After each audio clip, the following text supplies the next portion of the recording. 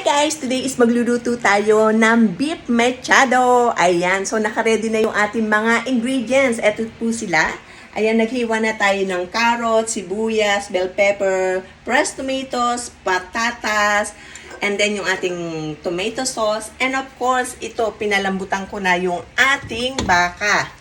I-start na natin ang pagluluto. Ayan, iprito muna natin itong potato. Ayan. So, para mawala yung kanyang powdery taste. So, I think luto na yung ating patatas. Hangulin natin. Ito na natin yung ating kamatis. Ayan, nasama ko pala yung bell pepper. Ayan, at sibuyas.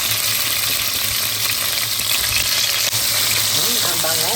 Lagyan na natin itong ating pinalambutang baka. Ayan, talagang lumambot siya. So, halu-haluin lang muna natin. Natin ng oyster sauce. Konting soy sauce. Dahil gusto ko ng mas maanghang is lalagyan ko ng soy sauce with chili. Ayan. Haluin lang na muna natin. Takpan muna. Lagyan natin ng bawang. Ayan, halu-haluin muna natin. And ilagay na natin itong ating tomato sauce. Ayan. Haluin muna natin. And then ilagay natin itong ating carrots. And ang ating bell pepper. Halu-haluin. Lagyan natin ng konting sabaw ng pinagpakuluan.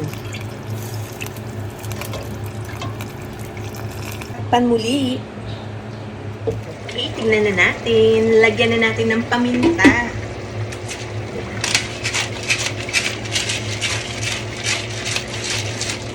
At ilagay na rin natin itong ating napritong potatoes. Ayan. So, yummy na.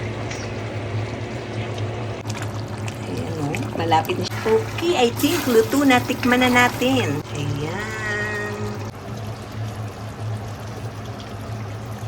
Napakasarap. Ayan ang ating yang mechado. Kain na na.